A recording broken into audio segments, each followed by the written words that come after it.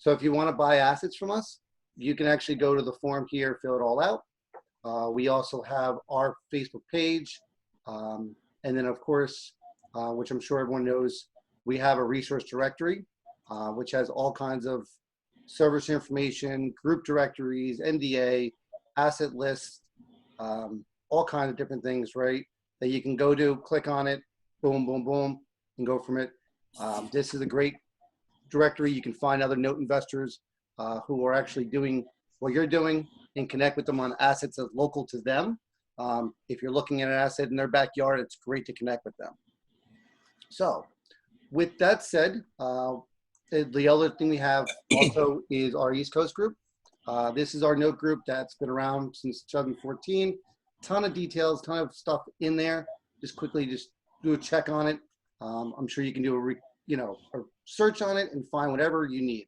So without further ado, I wanted to get through that kind of stuff and show you what's going on. I'm going to switch back off the share and let everyone kind of introduce themselves. Today, we have Repass. We have Rick Allen. We also have John Keith will be joining us shortly, hopefully. We have Dave Pollio, who's actually on the phone. I am here. Oh, there's John. Let me see if I can get you. I can't see myself. Oh, we'll get you. I'm fixing you right now. Oh. There we go. All right. All right. So John, give me yours in a second. We also have There I am. Pollio. Okay. We also have David Pollio, and we have Shante Duffy. So we're going to start off with Bob. Can you introduce who you are, where you're from, and a little experience about what you do? Sure thing. First of all, I appreciate you inviting me on here and look forward to having a good, engaging conversation. I'm Bob Repass. I've been in the seller finance and distressed debt space since 1990, so that makes it 30 years. Started off on the institutional side. Some of the folks on here may remember Metropolitan Mortgage and Securities and the Associates and Bayview. I worked for all three of those for over 20 years. For the past 6 years, I've been the managing director here at Colonial Funding Group, and we started our Colonial Capital Management and our family of funds. So we have our own capital fund that we buy assets, mostly performing and reperforming notes and mortgages, some contract for deed as well. And just I've done business with just about everybody on at least this panel here. So I know a lot of these guys and ladies, and I appreciate everybody's input. And I'm sure we'll get a chance as we progress, but if anybody wants to buy assets, we'll get to exactly how you can source assets through Colonial Funding Group as we move along here. So I'm excited to tell a few war stories and a few some advice for everybody. So thanks for having me, Dave. Thank you, Bob. Rick, can you share a little bit who you are for those who don't know? Sure. Thanks. Appreciate it, Dave. My name is Rick Allen. I am one of the co-founders and CEO of Paperstac. Most of you probably have heard of us. We're an online trading platform. Allows people to buy and sell assets. I got into the industry of buying distressed assets probably about 15 years ago. I've been doing it the last 8. We focused on distressed mortgage notes, buying non-performing, turn them into reperforming. My partner and I have we actually just opened up a Regulation A+ Tier 2 fund that'll allow us to raise a bunch of money, and really it's $50 million every 12 months from both accredited and non-accredited investors. So we've been focusing on that and really putting a lot of time and effort into Paperstac, making that go. So we're looking to solve the problems of the world in the note industry. I'm really excited about this conversation today. I'm excited to hear from all the people on the on the call, and I've also got some stuff and some input. So really appreciate you putting this together. No problem. So Rick, I appreciate that. John, who are you and what do you do, my man? I'm John Yep. Keith, and I'm the owner of the contract for deed loans. I've been in the real estate business since I was 25 years old. I'm 58 now, so I've been in it for a while. But I was a commercial real estate broker for years, and then market went south back in early 2000s or mid-2000s, and I got out of the commercial real estate business and jumped into notes, and that was about 10, 12 years ago. And I've been sourcing stuff for our companies like Harbor and Window Rock, a couple other companies out there. So it's mostly deed paper, contractor deed stuff that I sell. Are you still with me? Awesome. So, John, I appreciate you jumping in. I would say that I've been in space for a long time. I've seen a million emails. I've never seen you in person. So this is a pleasure. Awesome experience for me as well. Next, David Pollio's. Well, I don't go to a lot of events. I did go to an IMN. Okay. So just, John, just Okay, I can't hear you. Your videos cut in and out once in a while. Then maybe it's a feed you have there, but your video keeps going in and out a little bit. So You know, it's probably because I live in the Rocky Mountains. Yeah, it's a difficult signal out there. I hear you. So David Pollio, you're on the phone. it is. Yeah. Dave Pollio, you're on the phone. Can you introduce who you are and what you do? Yes, I appreciate everyone's time, and if you can't hear me or if it breaks in and out, just let me know. I'm hoping that it's clear at this point now. So I work with for SN Servicing Corporation. I head up the acquisitions and business development group. I've been with the company now for 24 years. Our company has been around since 1987. Our start was from 87 to 2007. We were acquiring portfolios throughout the country. We were buying about $500 million a year of distressed assets throughout the country. And we were doing our own workouts through our own servicing platform. That servicing platform kind of pushed us into a new direction where we started servicing for other buyers, whether they were hedge funds or mom and pop buyers buying a few loans here and there.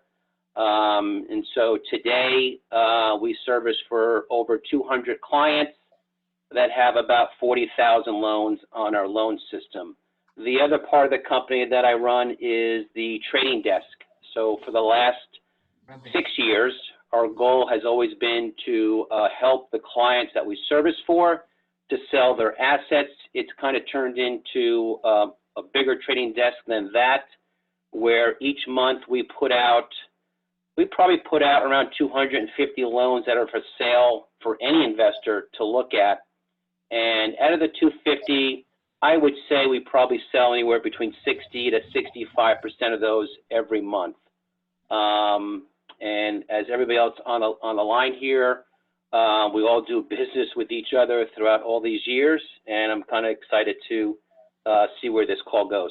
So again, I appreciate your time.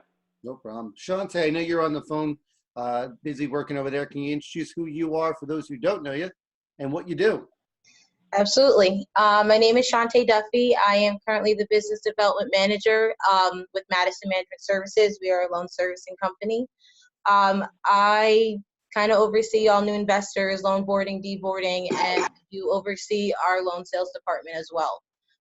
So we have some experience there on buying and selling of some notes. So I'm excited to be here and chat with the rest of you guys and share some information, some knowledge that we all have, and some things we've all seen collectively. So thank you. Awesome. Well, I'm excited that this conversation is being had. We had a pre-conversation a few days ago that was supposed to last about 5 minutes, 10 minutes to kind of test everything out. I don't know how long that call was, but it was a pleasure just having a roundtable conversation. It was awesome. So for everyone that's on the call and on Facebook Live right now, you have a lot of years that have been doing this space, both from a buyer's point of view and a seller's point of view, as well as working with beginner investors who are buyers and or sellers. So this conversation was developed to talk about some of the issues that happen when a loan is being transferred from one person to the other, a transaction's happening, and it failed for a reason that could have been prevented. One of the things we always say is that a lot of times we can't control a seller's, basis, right? They may be high in a loan and they can't sell for a great price. That's something that we can't fix. That's something that we can't prevent and handle. But we can handle things that are just maybe unknowledgeable, something that was easy to prevent for whatever reason happened, collateral situation. And that's some of the things we want to talk about. So we're going to have some war stories. We're going to go around, get some information from everybody, and then what would they would have done in that situation to fix that simple issue. I know some of the topics we talked previously, which we'll get into, but I wanted to ask that question to you guys. You know, Bob, with you, can you give us a situation where, as a seller or as a buyer, two different stories, where a simple situation happened that prevented the transaction from completing? Sure. And one thing I guess just to kind of tee things up is I think based on some of the experience we have on this panel, there's two different types of transactions. There's transaction where there's a one-off transaction where maybe you're buying one deal, and that could be, if it's a seller finance deal, it could be from a, unsophisticated seller that you're trying to get documentation from, or it could be a transaction where you're buying a pool of loans, and then it just kind of compounds when you're looking at 10, 20, 50, 100 loans at a time, and what is your risk when you're doing that. So from a seller standpoint, I had a transaction where I was selling a package of non-performing loans. One of the loans inside that package, I was unaware that the servicer had a pending mod, and the buyer of that pool of loans had based their pricing on, foreclosing on that property, not on an adjusted modification with the lower rate, et cetera. And we didn't really find out about it until the trade had already happened. The buyer pushed back and said, hey, this loan had a mod. We kind of reviewed it. We went back and forth. And, just for the integrity of the trade, it was easier just to make a pricing adjustment and return some money back to the buyer than to try to unwind the whole transaction. So, what could we have done before that? It was really a timing issue. The immediate blame was, we got to blame the servicer for not telling us what was going on. But, it was all happening at one time, and the loan wasn't flagged as being a pending workout resolution. If it had been, we could have pulled it from the trade or had the buyer readjust his price. So just trying to stay in constant communication with your servicer and your counterparty. But I guess, the gist of the message on that is, look, we're all in this business for a long time. You heard our introductions. I mean, I've been around 30 years, and, you're going to do business with these people over and over again. And if you just try to play hardball and say, too bad, that's, it is what it is, you're not going to stay around long. And, I can tell that I'm still doing deals with, the people that are servicing the loans as well as the ones that are buying. So my advice is just to, put integrity forefront, try to make it work for both parties, and go from there. Awesome. Bob, wouldn't you say that it's these things, that's not something that's just like totally random, that doesn't happen often? Like, these loans are constantly changing, especially if they're, non-performing. I think that's something we can all just kind of stay on top of, is understanding and being able to go with the flow a little bit, that these loans are going to change along the way, especially if it's non-performing. And, a lot of times we are trying to get them performing. So, I mean, you feel like that's happened in the past also? Yeah, I believe so. And to your point, back when it first started, 08, 09, and everybody was just buying NPLs and you could get them cheap, and there wasn't a lot of workout resolutions that were pending at that time, right? Everybody was getting them, thinking they were going to get the property and they could, rehab it, seller finance it, sell it for a rental, fix and flip, whatever. Now, for the past probably, I'd say 6 to 8 years anyway, there's been a lot more focus on homeowner retention. All the servicers are trying to keep people in the property. If it's not vacant, you do whatever you can, in order to keep the homeowner in there. And it does happen a lot. And it can happen from a performing loan, all of a sudden doesn't pay for a month or two while the loan is in due diligence, or it can happen the other way, where all of a sudden somebody comes and reinstates a loan that you have in a non-performing loan. So just trying to keep your counterparties in the loop. And when I say counterparties, I'm not only talking buyer or seller, but I'm also talking about the servicer who's part of the transaction, the custodian that could be part of the transaction, And then if there's an advisor on the trade as well, who's kind of helped facilitating it, you got to kind of keep everybody in the loop there. Well said. So, Rick, I know you guys have traded a bunch of loans to Paperstac. Can you share a story, either the buyer or the seller made a mistake that was simple to have been fixed and just didn't make that fix? Yeah, sure. You know, I guess one of the big reason why we created Paperstac was we were doing a trade, and it was 2012, and you know, we sent money out, and when the collateral file came in, the only thing original was a lost note affidavit, and so that was like, we were like, that was sort of the thing that pushed us over the edge to start Paperstac.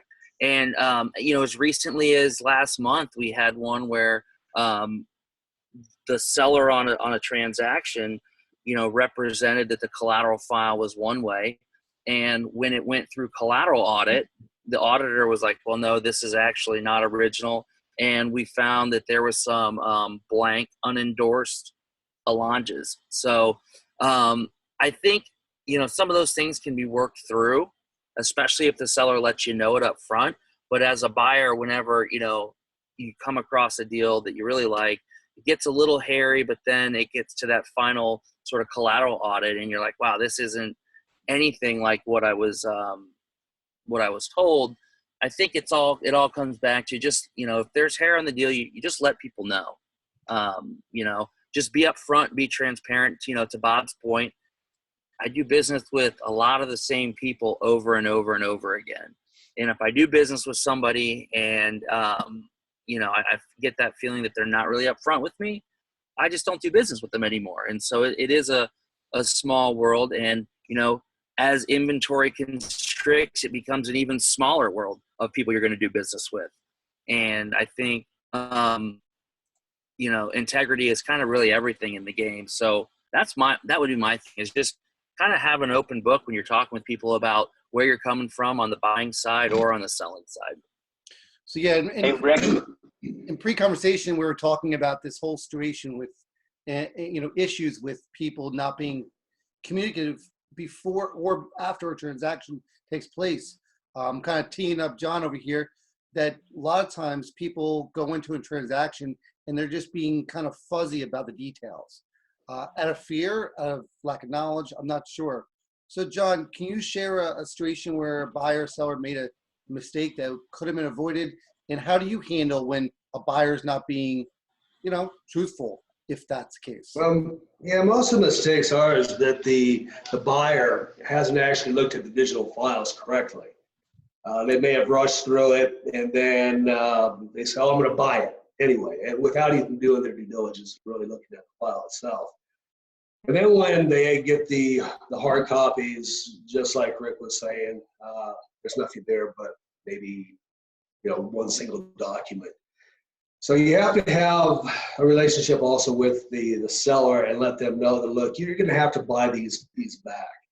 And I've been pretty blessed with the people that I deal with. They're pretty honorable. The buyers that I work with, they're knowledgeable. They know how to go through a package. So I can't really say that I have a real horror story of not being able to resolve something. If they get the collateral files and you know, the hard files, and there's nothing there, then the buyer or the seller is obligated to buy it back. And the sellers know this, and I've been pretty blessed with that. I don't have any real horror stories, quite honestly. So in our conversation before we got started, we were talking about, you know, buyers who may present to be a principal buyer. John, Yes. how do you handle that? Because I think that was a great point you made in our conversation. How do you handle, or what should buyers do if they're not principal buyers for your work? Right, like I said in our conversation, if somebody just told me that they weren't the principal, that they were actually brokering the loan, I don't have a problem with it. But when it comes back and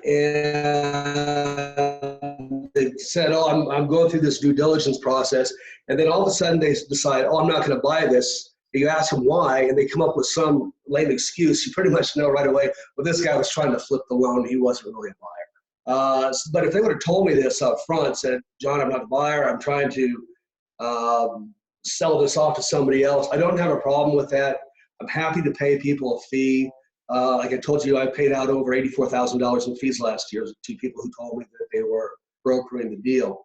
So I just tell people when they come to me, you know, are you the buyer? If they lie to me and say that they are and they're not, then I just cut them off. They don't get anything else from me. And I don't have time to really go out and check out everybody who is on my list. I've got thousands of people that I send out information to, and there's no way that I can go and really dig into this person and find out if they're really a buyer or if they're just trying to flip it. So it's just a matter of process of elimination. Great points. You know, we've had a conversation before that where we don't, and I know I'll ask everyone at the end here, you know, who works with brokers, who doesn't, in my process, how I deal with that. But I'm going to almost teeing up David Pollio. Dave, besides giving us the story of a buyer or seller that made a mistake that could have been avoided, can you share how you deal with people who are not principal buyers? Yeah, so I think I could probably tie into Rick's comments and to John's, and I guess I would label it professionalism. You know, I think there's just so many new people coming to the market that I think the professionalism kind of gets lost. And what I mean by that is, you know, treat this as you're dealing with a large Wall Street bank, because at the end of the day, you're dealing with people with, you know, 20 to 30 years of background, and they're coming from an arena back years ago where you're dealing directly with the presidents and the vice presidents and of these major banks. So there's a thing called professionalism, which I kind of lose that. And so if I'm thinking about John's comments on the broker side, is completely be upfront. Let the client know if you are a principal buyer or not a principal buyer. If you're a principal buyer, clearly that's going to be represented as you are buying for your own portfolio, and that's it. If you're not a principal buyer, next you're probably going to tell me that you're helping another fund or another client selling them some loans. If I know that, I'm okay with it, because what I probably will do, and I need to do, is then have a direct relationship with the client that you're selling to, because there are NDAs that do need to be signed by the actual person looking at the data, not the broker who's then going to send it to someone who did not sign an NDA. So I will work with those relationships. I don't have no problem with them. It's just long, again, if you're being professional about it and letting me know up front. In talking to Rick's comment about the collateral, I do see that there's two sides to it, because we do have buyers that have been doing this for long enough where if there is a little hiccup in the allonge, the note, the assignment, they're okay with that. They know how to then get with the previous owner or the bank and how to correct that issue. Where some of the new people coming in, they see that as a complete roadblock, and everything just stops right there. So there's a part where, yes, there's always going to be issues, and hence the reason for a discounted price. These aren't par assets that have the quality of a bank paper. The last thing I would have is, I did have a horror story where I get it every once in a while where I would put out a pool. I'll get maybe 10 bids on one asset. So it was marketed well. I would go with the high bidder. So there I am now making a position and giving that person sole possession of that loan, and the other 9 bidders will then go away. That person will understand that they have their due diligence period, but during that period, what they're doing is they're not doing the professional part where they're not physically ordering a BPO, a tax and title. What they're doing is they may be going online. They may have someone drive by the property as a relative and come back to me and say, hey, Dave, I don't want to insult the seller, but my price is going to be a lot lower. And they, I need the reason. If you want to send me the valuation that you got, then I can take a look at it and share it with the client, and I can probably get a deal done. But if you're just telling me that, your grandparents drove by the property and they thought it looked pretty crappy, now you're $40,000 below your original price, it's just not going to fly. So again, it's more of that professionalism where you just have to, put forward exactly what you're going to do for that loan. And, if you're telling me that you're not going to order a BPO or a tax inventory report, then that's great. Let me know up front, because the guy below you who's going to put the time and effort into it, he may be lower than you, but he's more of a deal, and it's okay on pricing. So hope I didn't ramble too much. It's okay. I know that, a lot of us have some stories. A lot of them are buyer side of it. There are mistakes made by both sides of it. We often, I'm sure Pollio and some of you guys have the same issue. Bob has less of this issue where if I'm dealing with a seller, if I am brokering an asset, something I'm not interested in, we have a whole list of assets that we sell and we help others sell their assets, similar to Paperstac and John, and we broker that deal. The problem we have is sometimes the seller just goes away and flakes off and we can't get a hold of them. We know them, we've worked with them before, but we don't get a response for a couple of days. So I encourage sellers to make sure that you're in communication with us if you're looking to list assets with any of us. I think that, one of the biggest issues we have is working with a lot of newer people in this space who are real estate investors or basic knowledge people who took a course over the weekend and jumping into this thing. Shante, I know that you deal with a lot of those newer investors.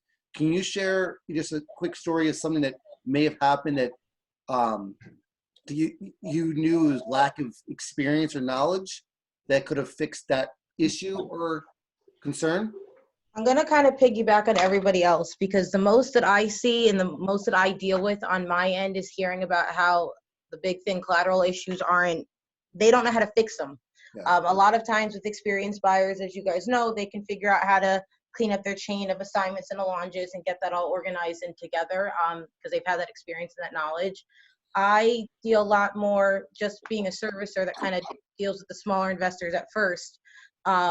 I see they require a lot of handholding. They don't know what they're looking for. I get a lot of these potential buyers, they're, loans being sold, Madison's the one servicing it. We don't actually have the right to just kind of release that information to a buyer. And a lot of times these sellers, if they're also not super experienced, just, we have tons of them, we just want to get out of the note space and it wasn't for them. They're not always forthright with, hey, this is all the information you'll need when trying to sell a loan to a buyer. They don't provide them with everything, and then it kind of falls back and, hey, call Shante, but there's not much I can do. My hands are tied. We don't service that note for that buyer. That buyer has not bought that loan. It kind of just becomes messy with the newer people because they just don't really know what they're doing yet. They don't have that experience. They don't have that knowledge. And if they're not dealing with, what I consider credible sellers and brokers and things like that, they kind of get stuck and somehow end up in my lap, and I'm trying to unravel everything that they're going through and trying to help as much as I can. But again, I don't naturally sell loans. I don't broker deals like that. So it limits me as to what I can do to assist these buyers. And it's more of, hey, it's a learning curve. I get a lot of phone calls just, hey, what should I be asking for? What should I be looking for? It's their investment at the end of the day. So I do kind of push that back on these buyers as well. I really just try to connect them with people who are experienced and who know what they're doing so that you can, buy the way you want to buy and not have these hiccups so much. Awesome. So I know that, what you're saying there is that sometimes sellers too, or if there's a broker trying to sell stuff, make sure the chain is complete. If you're buying from somebody else, make sure they're the owner. If they're brokering it, make sure when we call chain, meaning we don't know where the end point is. We're talking about being a broker. For us, I required NCND, which most people are talking about, where I can't circumvent them. They can get paid by however structure they want to get paid, but I have to talk to the end buyer, end seller, or end buyer in the circumstance. I have no problem paying that broker to do their great work of connecting us, but I want to make sure I'm talking to the true seller or true buyer to avoid a lot of these issues. Let me piggyback on the other one, Dave. I know initially we talked about brokers that were helping people buy loans, but now we're talking about helping people sell loans. or getting to the end seller so you can deal directly if you're a buyer. I think everybody's purpose is to make a trade happen, right? It's not to cut the broker out of the deal. It's to try to make the deal happen. And the worst thing that can happen is to be doing a trade, spending a lot of time and money on due diligence, whether you're ordering 25 BPOs, tax and titles, and the deal blows up, right? The seller still owns his asset, right? The broker's out their fee, and the guy who was gonna buy it is out, 25 times whatever the due diligence costs, which could be thousands of dollars at a time. So the reason we're trying to make sure we get direct to the seller and that the seller is real, that they own the asset, is so that we can put the trade together. A lot of times people, I think, get a little weary. They don't want to, like you said, they were a little fuzzy about what their role was initially because they feel like, they're going to get cut out, or they're not going to, if they're adding value to the transaction, they will get paid, whether they get paid a spread, whether they get paid a fee by the buyer, get paid a fee by the seller, whatever. So they got to add value to the transaction. You can't make $10,000 for sending me Dave's email address and then not doing anything, right? So you just got to, you have to think about, but my point as someone who buys a lot of assets and sells a lot of assets is to try to pay attention to everybody's due diligence costs and their time and resources, right? Because not only are you spending money to get it, but you're paying people to review it, whether it's in-house staff or your custodian or whoever you're having to review everything. You're taking up a lot of people's time and energy. That was my rant, Pollio. I think for the seller, one thing I wanted to kind of talk about is the more you can provide, on Notes Direct, you guys do a great job of having a very complete file for people to look at prior to even making their bids. I think as sellers, the more information and, servicing notes, if you have a current BPO, and David will probably attest to this, an O&E report, that stuff all makes the bids a little bit more solid and more likely of it probably to close, a trade to go through if they've got that sort of information up front, and then, they can trust, but then verify it.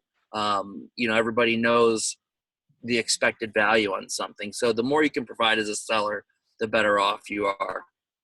Yeah, I think it's some good stuff here, because I think that's the key, is more information is always better. We have a list of 13 things that we ask every seller, and Pollio has seen it a million times, is everything I need to see from the seller, not to prove that they're the seller, but just to get as much data that I can on the asset. I think we have touched upon collateral being a problem for A sellers and B buyers.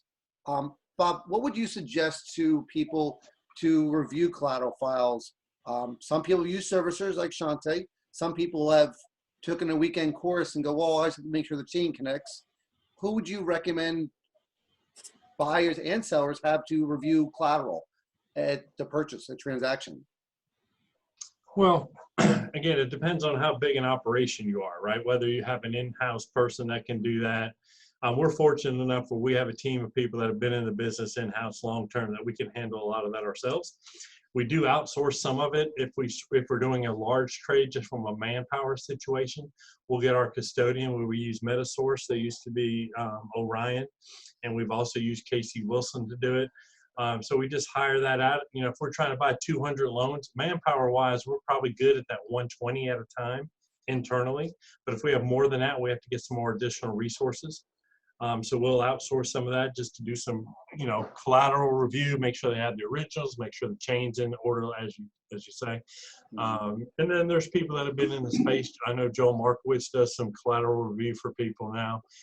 So there's just people that you meet, whether you go to an industry event, whether it's something like Note Expo or the IMN or some event where you meet people, you find a vendor that provides that service. Or you get on a Facebook group like this and you just ask for recommendations, right? I mean, I see on the group page all the time, it's like, hey, does somebody know an attorney in this state? Or somebody know who can review? That's a great resource. But to all of our points initially, trust but verify. Just because, John says, hey, Bob's a really good guy, call him. Well, Bob's a good guy for John, but it may not be a good fit for Dave. So you just got to, check them out. And if it works, and, go from there. So for a buyer who is looking to buy 2 loans, first 2 loans they're going to buy. They took a weekend course, they're jumping in. Rick, who would you say they should turn to review that collateral? Who would you recommend in your beginning years? If you're just starting out and you're buying your first 2 loans, man, I hope you've had some education, whether it's through Node School or something along those lines. You probably should have had some education, and it's good to do it. We started looking at our own files. I've used a company called Infinity before that does an in-depth look. I mean, they're looking for high-cost loans. They're reading through the servicing notes and pulling out specific stuff. So, it really comes back to what Bob was saying. It depends how big your operation is. If you're a one-man shop, you can probably handle it on your first 2 assets. And then I would jump on and say, I would look at it first if it's my first time, and then I'd bounce it off somebody else because it's 2 loans. It's not that hard. Say, hey, this is what I'm seeing, or don't even tell them what you're seeing. Say, here, what do you see in this collateral file? And that way you can realize, okay, I can move forward and start auditing my own stuff. Or you can look at it and say, okay, I definitely need to bring in a professional because that person came up with something totally different than what I came up with. John, what do you recommend? I know CFDs are a little different from our space. What would you recommend to someone who's starting in the space and looking to buy and review collateral? Yeah, I tell them to contact an attorney and have them go through it with them, look at it. The attorney's going to teach them as they're watching anyway. And that would be the best way to go about it, have them contact their local attorney or attorney in that area. The only thing I'd piggyback on that just a little bit, not every attorney, just like every accountant or CPA, is familiar with buying discounted notes. To Pollio's point earlier, they are going to have some hair on them, and they got to make sure that who you're asking, whether it can even be your self-directed IRA company. Well, they may not be that familiar with buying a contract for deed as opposed to buying a note. You're right. So you just got to make sure that you're going to the right source and they are experienced in what you're doing. And I think that's, nothing against attorneys, CPAs, anybody like that. They're all in the space for a reason. But just make sure that, if you have an attorney that's usually helping you buy a fix and flip, and all of a sudden you bring him a discounted note file and say, help me with this, and he's never looked at one before, that deal will not close. Yeah. Or you'll pay a high attorney bill, one of the two. So, well, the best thing to do is have them know what they're doing, first of all. I mean, let them look at their loans. You're right. And it's very true that a lot of attorneys don't know what they're looking at. Even if they're a real estate attorney, they don't understand. Yeah. So I know, just to sidebar real quick, Infinity, Rick, someone asked the website or how to find them? Not off the top of my head, but it looks like somebody posted. Infinity, I believe that's it. Okay. I can circulate it with to you afterwards once I come up with the exact website and confirm it. Awesome. Hey, Dave, Yes. let me add something to the collateral side. Yes. The 2 things that I would add is your PSA. Your purchase sale agreement should have some language in there that is going to, it is after the fact that the funds have been sent, but your contract should have some rep and warranty or some language that, number 1, makes the loan legally collectible, and number 2, is going to have a relationship with the client that if you do come across an assignment or a launch that needs to be signed, that they're willing to work with you and continue on to straighten out all of these issues, because that's going to be important.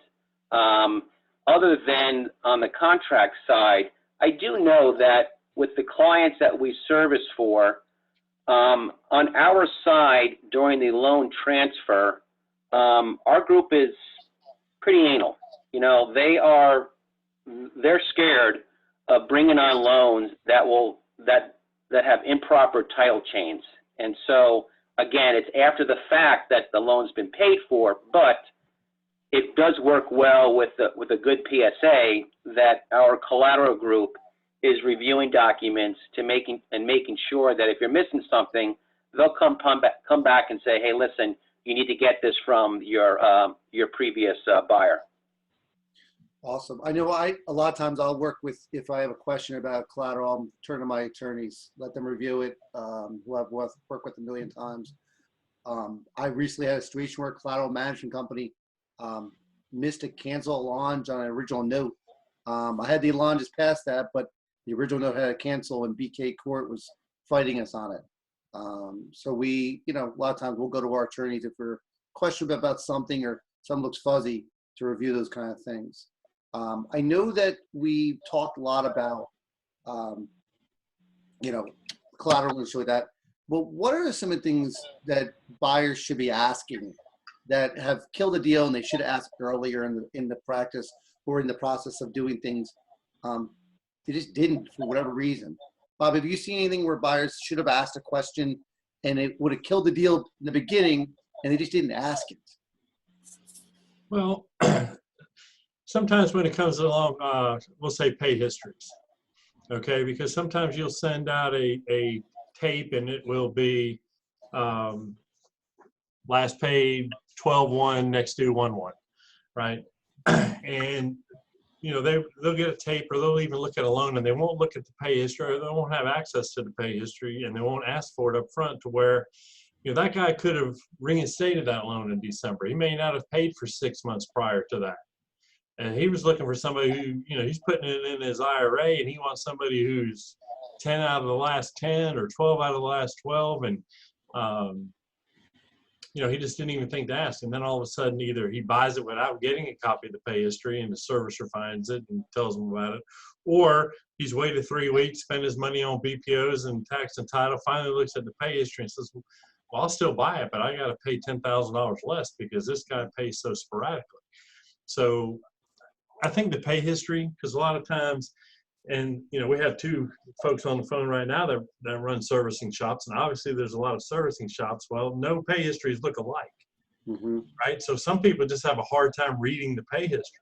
There's so many entries on there, and a lot of the entries are forced place insurance expenses or an advancement of paying taxes, and they can't tell which ones were payments and NSF checks or whatever. So it is difficult sometimes to read the pay histories, especially you're buying 2 loans and they're each serviced by somebody different. So even those 2 loans don't look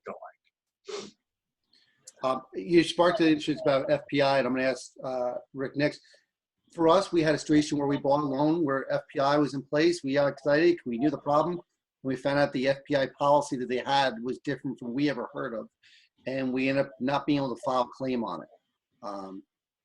Something we learned along the way, and we realized that we had to make sure we ask what type of forced place insurance policy is on there, because there's 2 different types of forced place. We did a whole webinar about this, and I was shocked when I couldn't file a claim on something I can prove.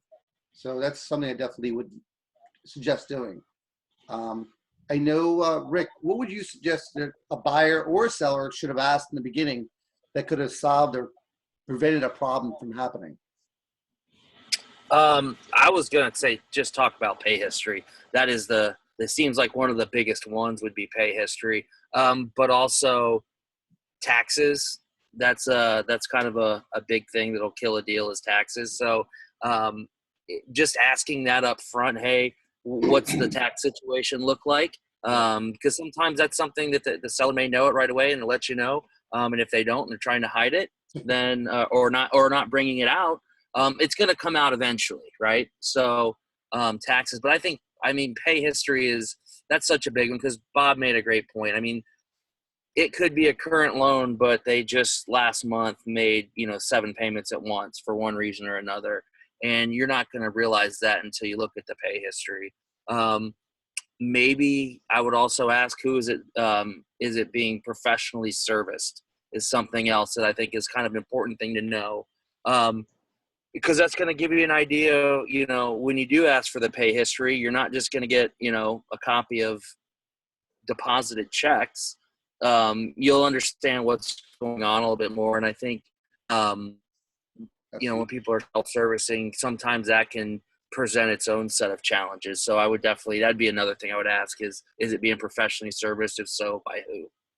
That's a good point, Rick. That's really good. I've bought a lot of deals over the years, just one-off seller finance transaction. That was a mom and pop deal where grandma sold a house and, Now she gets a payment every month, and she'll provide a copy of her bank statement, and those are totally fine. I've bought tens of thousands of those.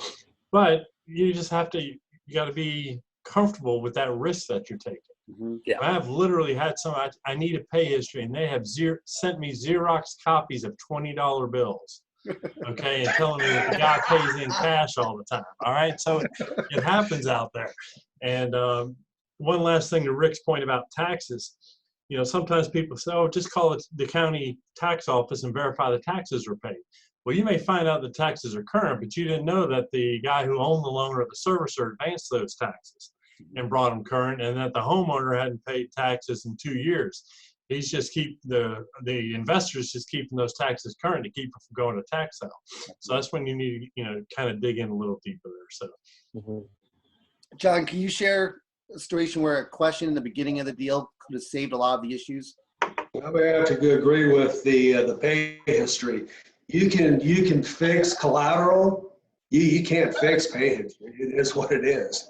And when somebody only buys performing, and all of a sudden they're looking at something that is semi-performing at best, and it was represented on the spreadsheet as performing, and then they look back and go, this really isn't performing, that will kill a deal. Also, if you don't have the proper taxes and liens that might be in place, that'll be a deal killer too, especially if it just stripped your profits. So those are probably the three things to look for: is your pay history, your taxes, and your liens. Most important. Collateral, most of the time, unless the previous seller went out of business, and I've had that happen with a lot of stuff that I've sold, is where that seller is no longer in business. It's a defunct fund. So it's hard to go back and get somebody to sign on an assignment or a deed if that is no longer in place. But yeah, your pay history, very important. Servicing notes, important as well. I know that we can definitely ask with, Dave, Pollio, and Shante, that pay history is a huge thing for you guys. Has anything else happened that you've said, why didn't you ask that question in the beginning? I know I have 13 items that Dave sees every time I send a loan in because I'm trying to get much information as possible. Is there any other questions that buyers should or sellers should be asking for you, Dave, where you could have made a transaction a lot smoother? Yes.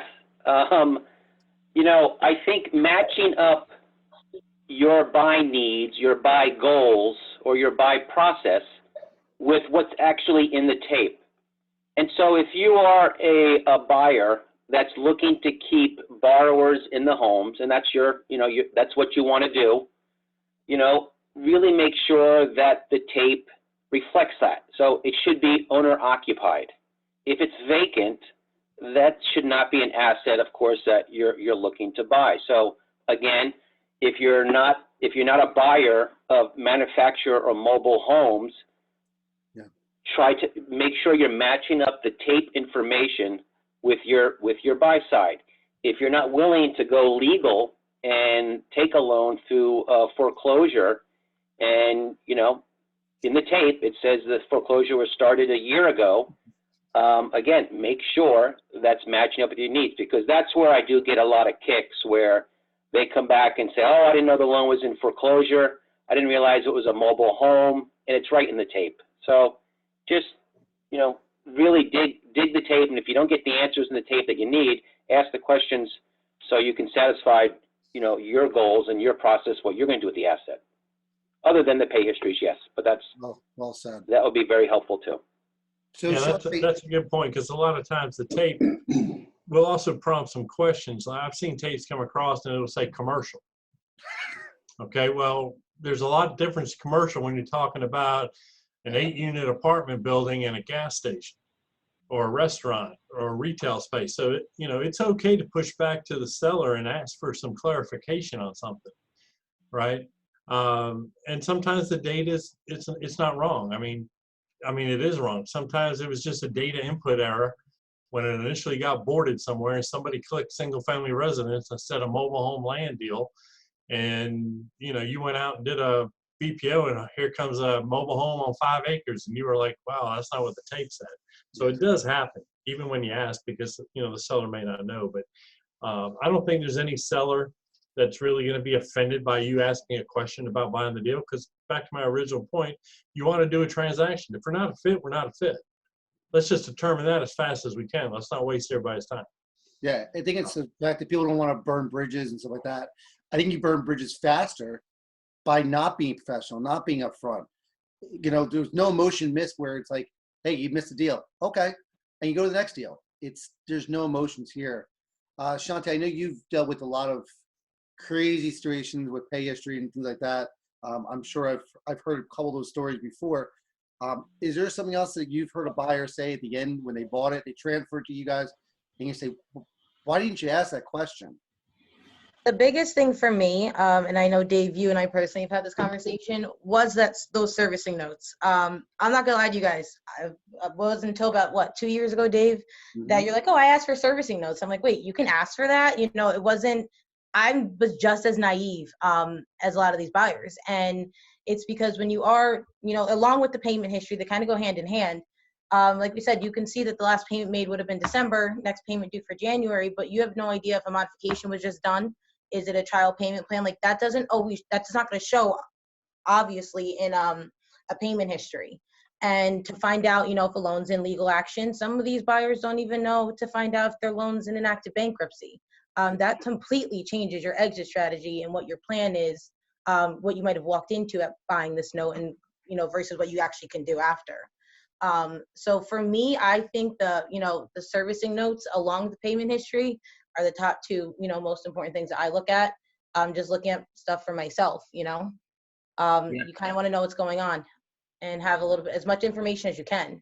I always tell people I'd rather you ask, and if you're not provided with that information, it's up to you to make that decision to see if that deal's going to work for you or not.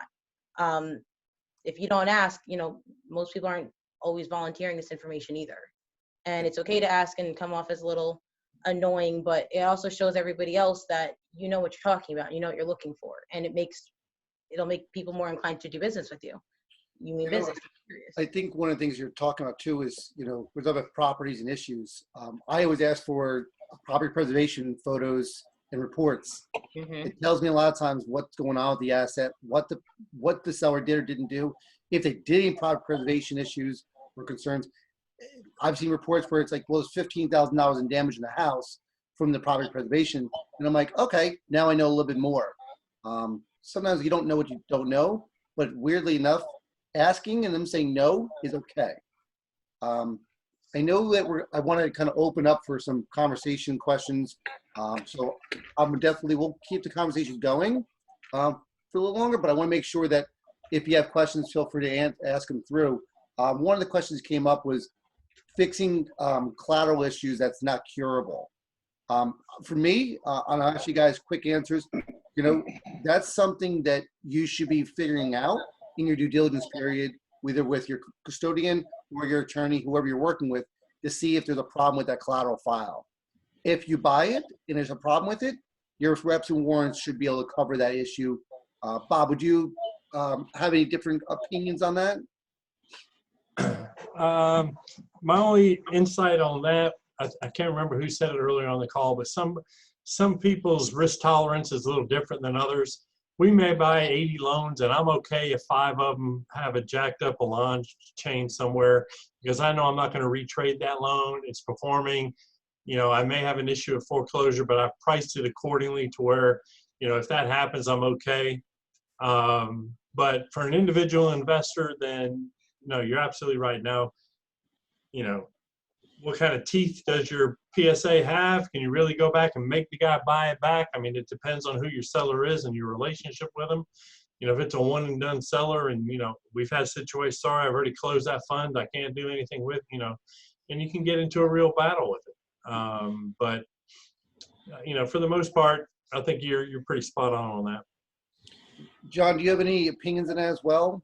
About if you're buying a pool of loans, you should price that in with a projected loss already up front. And then, like Bob was saying, if you lose a couple, you've already got that penciled in. The one-off buyers do need to look through all the collateral, make sure that it's in place, run their title report, and like I mentioned a little while ago, some of the funds that are in that chain may not be in existence anymore. So you need to make sure that that assignment has actually been signed by that previous fund, or you're going to be in a lot of trouble. And a lot of times there's no way to fix that. Yeah. Rick, can you share a situation similar to these kind of, you know, what a curable situation, what someone should do if it's a non-curable situation? What should buyers be asking beforehand or doing beforehand to prevent that concern? I mean, just be fine to, you know, devil's in the details, right? So you gotta be looking a lot at the collateral. You gotta, the O&E report's very important. We had a loan that we purchased, and this was a couple years ago, and it was originated by HUD. That particular loan was actually satisfied immediately, and they reissued a loan that was like 1 penny difference on the UPB, and it got retraded. Both of the loans got retraded, but the first loan was already satisfied.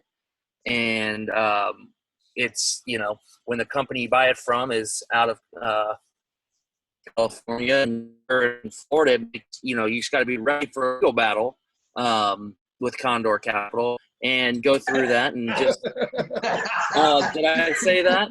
Did I say that? You know, just be ready to go and know the reputation of the seller, prepared to legal battle. You just gotta, you know, devil in the details. You can stop a lot of that stuff, but you just have to understand that these are scratch and dent loans or scratch and dent assets. There's going to be some hair on the deal. So usually, for the most part, everything is curable. You can fix most stuff. You can fix most stuff. It's going to take you some time and cause you to lose some hair, but you'll get there. So I think that's a great what point. happened? What's that? Is that what happened to you, right? It was 3 kids. So I think you made some great points, right? Ability is something we all concerned with, but you see a loan that was originated by Wells Fargo for a new person that's like, how am I going to get in touch with them? And the weird thing is, you just ask around. I mean, you find the way to connect with them some way, somehow you can get there. We had, like I said in a previous conversation, we had a situation where the launch was stamped on it, cancel launch.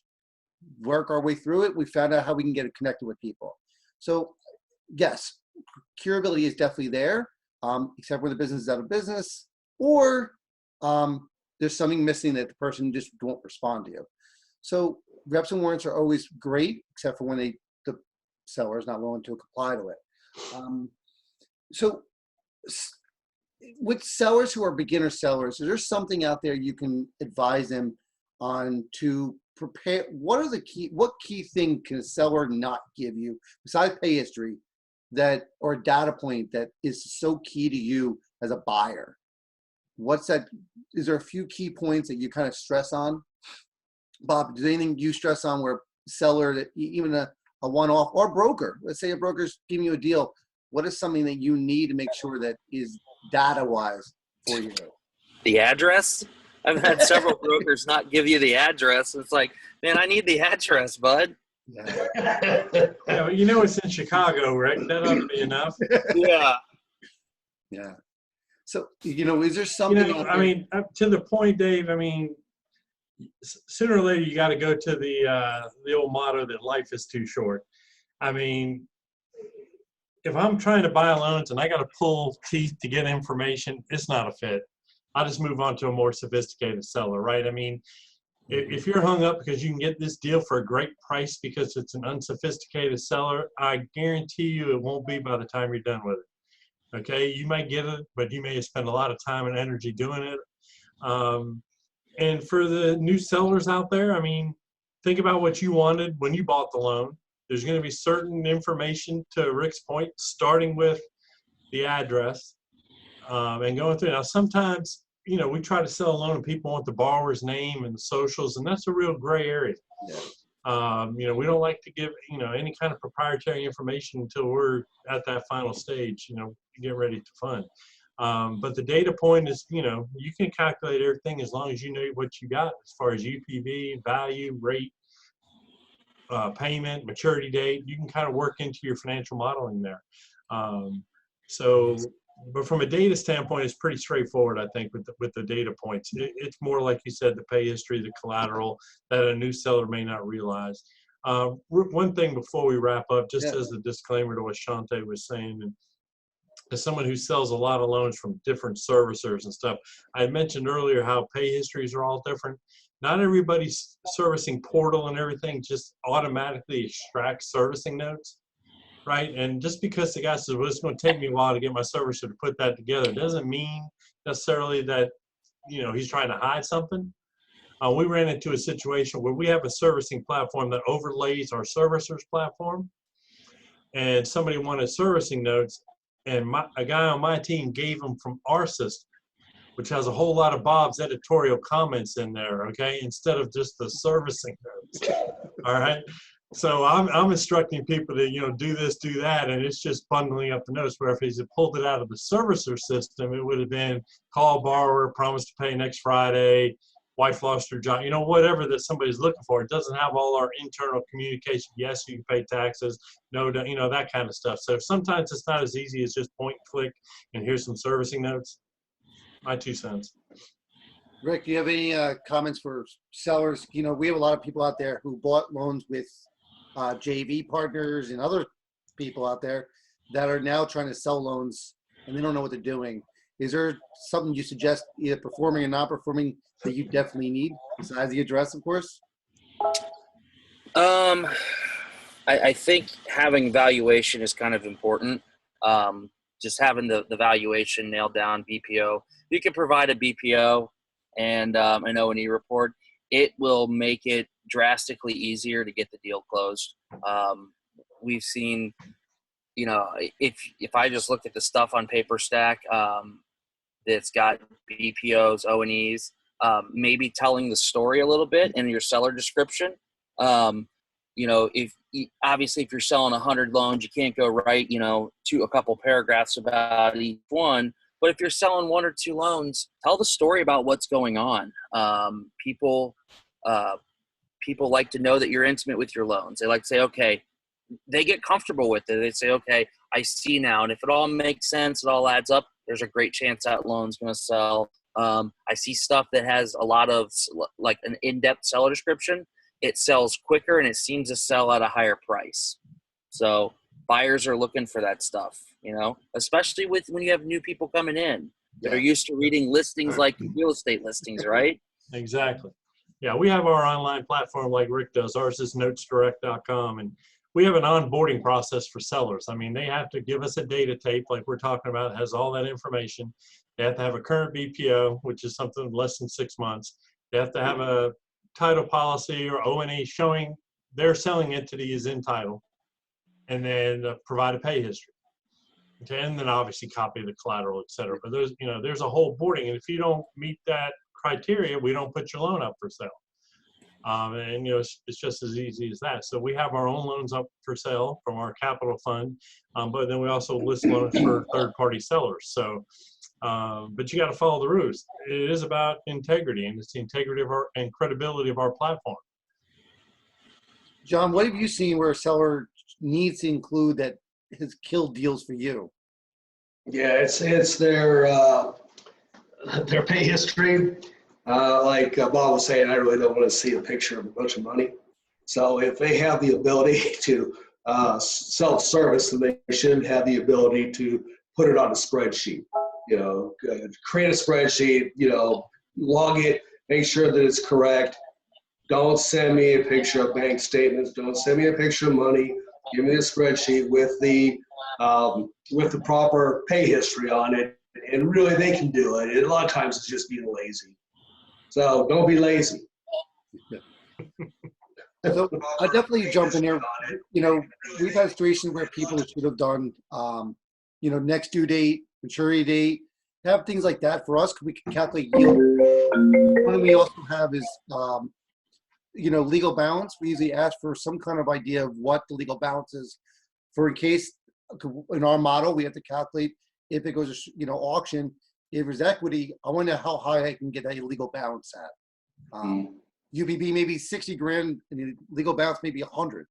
Just a rough estimate, it helps us know that if this thing goes to auction, the property is worth 150, how high can I bid it at? Right. Pollio, can you add anything sellers have not given you that have hindered deals? Yeah, I mean, I think it could be an advantage to the seller and the buyer. As a seller, if you've got your collateral exception report, that would help greatly. Because I've seen people put that together where, it's a comfort level where the buyer realizes, okay, the seller has the collateral exception report, and it outlines that, original note signed, viewed, original note and mortgage signed. It shows that they do have an endorsement, and a lodge, and everything is just checked off perfectly, which clearly that would give the buyer a better sense, less risk, which of course you'd hope less risk, the higher price they're going to pay for it. And on the other side of that, yeah, the buyer can ask for that. The buyer says, hey, listen, if you guys have it, can I see your collateral exception report? Which would help him greatly because, you're hoping that they did the right legal thing that you're probably going to do for the collateral review. Other than everything else that everyone has expressed, that would be probably the one item that I would recommend. That's great. Shante, you have anything you want to add to that where sellers should have done for a buyer? I'm assuming you said Shante, right? Sorry, Shante, yes. Anything you want to add to that where sellers should have provided to the buyer? I'm going to piggyback off of Mr. Pollio here. I think it would be a lot smoother if you could provide, exception reports and things like that for these collateral files. It's easy to read. It shows that it's current, specifically from the seller, not the ones that happen, 2 transactions before. Because I've seen that, and it doesn't really help anyone at that point because there's still things that happen. So for me, I'm always going to resort back to collateral. And making sure that's clean and making sure that you can provide your potential buyers with every and all information on that file. Awesome. Well, I'm going to definitely, when we're giving another minute or so, if anyone has any additional questions that we may not answer, feel free to jump in. One person did ask about, is there a third-party escrow or audit service for trades that may not use Paperstac? Is there anyone there that can do escrow kind of transactions? Yes, we're actually in the process of breaking out everything to where you won't need the marketplace. You can order you could order a closing, you could order just an audit, you could order just escrow. So that's in this dev cycle. So we're in that process of making that happen. Awesome. Anyone else having recommendations of if they're not going to use Paperstac, right?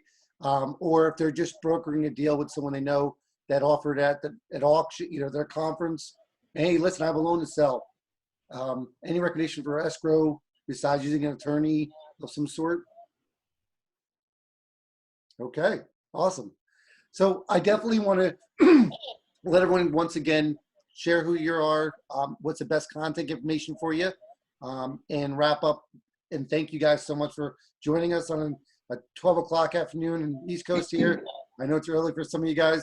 Bob, can you share again where people can contact you at? And also, I can always email people out that information as well. Yeah, absolutely. Thanks again for putting this together, Dave. It was really great. 2 ways. If you want to buy assets or sell assets, one, you can go to notesdirect.com, or you can email tradedesk@colonialfundinggroup.com. Most of the emails that go to tradedesk@colonialfundinggroup.com is for somebody who wants to buy a portfolio of loans. We like to think of that as 10 or more. Okay. If you want a one-off transaction, first go to Notes Direct, and if for some reason there's something that you're not finding, then you can always email Trade Desk. But those 2 ways are the easiest. I'm on the Trade Desk group email, so I'll always see the email if you wanted to reach out to me. My personal email is bob.r@colonialfundinggroup.com. Thank you very much, Bob. Rick, what's the best way to contact you and reach out? Yeah, sure. If you guys are interested, you have any questions about Paperstac, you'd like to set up a demo, we can get you set up, squared away there. It's rick@paperstac.com, paperstac.com.